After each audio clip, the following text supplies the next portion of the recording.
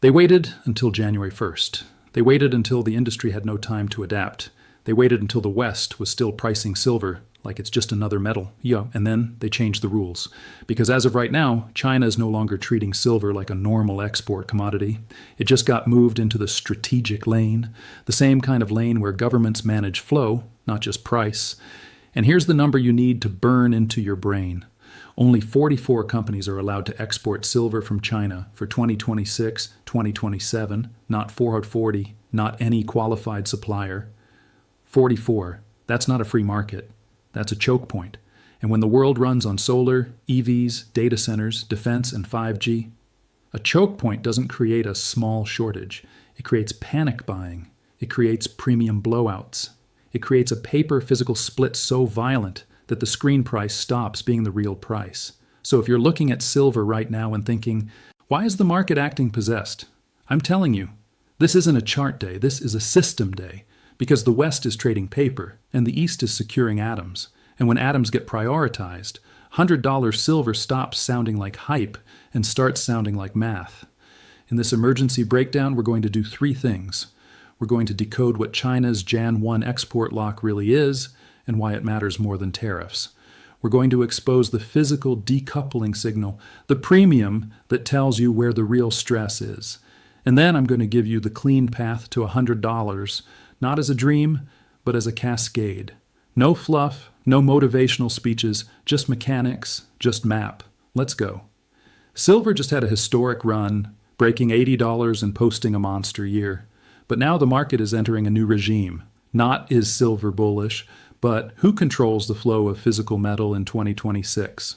Because the moment a government puts silver into the strategic resource mindset, you're not trading a commodity cycle anymore. You're trading allocation. What China actually did and why ban isn't even the scary part.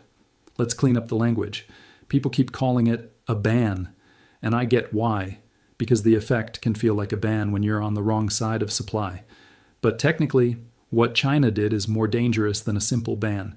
They moved silver exports into a license and gatekeeping system for the 2026-2027 window, and they published the list of who gets through the gate. And the gate is narrow. Only 44 companies can export silver. And the criteria, it's not, do you have buyers? It's, are you big enough to matter to the state? For new applicants, one of the thresholds is annual silver production of 80 metric tons or more, with some regional flexibility. Read that again. 80 metric tons. That is not paperwork. That is a filter designed to cut smaller exporters out of the pipeline. And when smaller exporters get cut out, three things happen immediately. Flex supply disappears. The little guys who could respond fast to a sudden Western shortage? Gone. Delivery timing worsens. In tight markets, timing becomes price. If you can't deliver fast, buyers pay up. The market shifts from price-based to permission-based.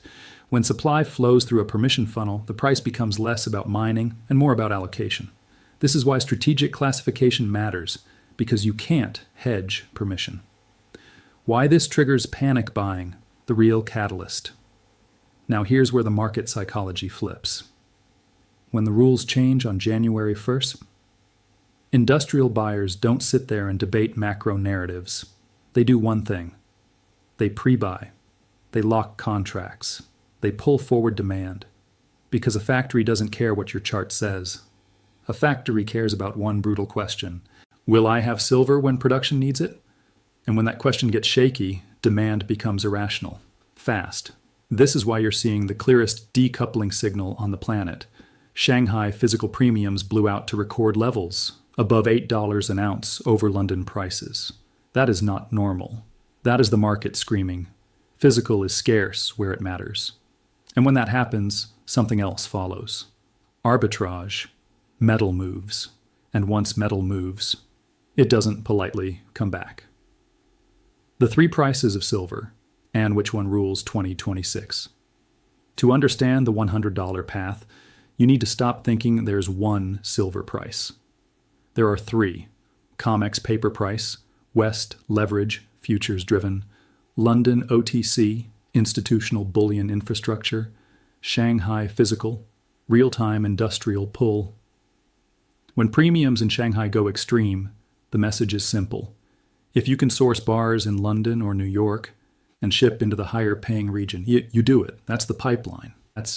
And once the pipeline starts flowing that way, it becomes self-reinforcing. Shanghai bids higher metal drains towards Shanghai Western vaults. Titan Western shorts get nervous. Paper price has to chase physical reality. This is how the screen price becomes a hostage. Vault reality, the can you deliver question. Now let's talk about the plumbing. London is the core physical hub for institutional silver, and the LBMA vault system held about 2,787 tons of silver at the end of November 2025. That sounds huge, and it is. But here's what people miss. Those vault holdings are not available inventory, like a supermarket shelf. A lot of it is. Already allocated, already owned, already pledged, already spoken for. So the question isn't how big is the stockpile.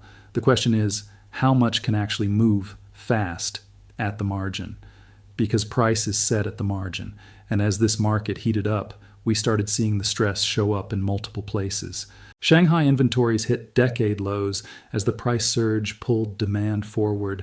Barron's exchanges started raising margins to cool volatility, which is what they do when a market is moving too fast. And importantly, analysts have been openly talking about force majeure style risk, the nightmare scenario where metal can't be sourced smoothly when delivery demand spikes. That phrase matters because once force majeure enters the conversation, it means the market is no longer debating price, it's debating fulfillment. The Western amplifiers, why this doesn't stay in Asia. Now let's bring it home to a Western audience. You've got three accelerants. One, the Musk factor, industrial alarm bell. Elon Musk reacted directly to the China export control story with the simplest possible warning. This is not good. Silver is needed in many industrial processes. That's not a silver bug talking. That's a manufacturing reality check. 2. U.S. critical mineral status, policy tailwind. Silver has been formally recognized by the U.S. as a critical mineral. And once an input becomes critical, governments don't treat it like a normal commodity anymore. They treat it like a strategic dependency. 3. Market structure already fragile. When a market is already volatile and exchanges are raising margins into year-end, it's telling you something. This isn't calm demand meeting calm supply. This is a market where flow shocks create gaps, and gaps are how you get violent upside. The clean path to $100. No poetry, just the cascade. Here's how $100 happens, not in one jump, in a sequence. Step 1. Physical premium becomes the real price. When Shanghai is consistently paying a record premium over London, it forces a global reprice because producers and refiners route supply to the highest bidder. Step 2. Paper price has to chase the physical bid. At first, Comex can lag. It always can, because futures are financial instruments. But if physical keeps pulling, paper eventually has to follow or risk credibility. This is the decoupling phase where the screen price becomes less trusted and volatility spikes. Step 3. The ratio math gets activated. Now we get to the $100 math. If gold pushes into the $4,900, $5,000 zone that major institutions have discussed for 2026, silver doesn't need a fantasy ratio to print $100. At a 50.1 gold-silver ratio, $5,000 gold implies $100 silver. That's not a conspiracy theory, that's arithmetic. And historically, in true commodity super cycles, ratios can compress harder than people expect, because silver is smaller, thinner, and more reflexive than gold. Step 4. The reflex loop, margin, volatility, shorts, gap. When price moves fast, exchanges raise margins. That forces weak hands out. It reduces paper selling. It increases gaps. And gaps are how you get $80, $88, $94, $100. Not as a straight line, as a staircase where every step is a fight. The 26x panic buying claim, how to use it responsibly. You're going to hear huge multipliers thrown around. 10x, 20x, 26x. Let me be precise. I can't verify a single official 26x statistic from an exchange bulletin in what's publicly available right now. But here's what is verifiable. Record Shanghai premiums over London. China tightening export permissions through a narrow license list. Decade-low inventories being discussed as part of the stress narrative. So here's the correct way to treat 26x.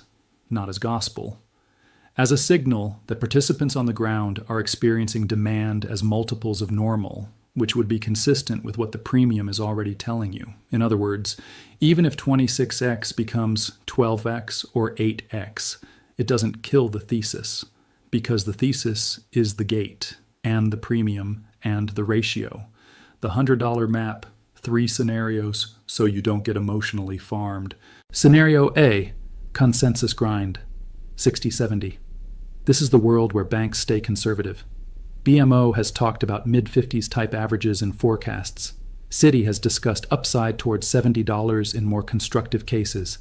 In this world, $100 is delayed, not dead. Scenario B, physical pull, 70-90. Premium stays wide, inventories stay stressed, and paper reprices violently in bursts. This is where silver lives most of the year in a higher band, with vicious shakeouts. Scenario C, the $100 print, 90-110. This is the cascade world. Gold stays strong ratio, compresses physical premiums, refuse to normalize, and delivery stress headlines start appearing weekly. That's how $100 happens, not by belief, by constraints.